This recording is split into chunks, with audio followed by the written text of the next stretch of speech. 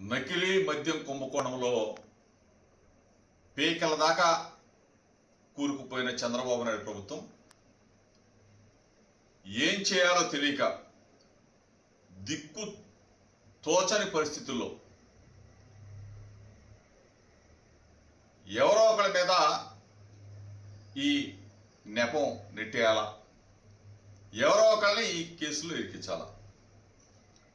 చంద్రబాబు నాయుడికి వెన్నతో పెట్టిన విద్య ఏంటంటే ఏలేరు లిక్కర్ స్కామ్ దగ్గర నుంచి మొలకల చెరువు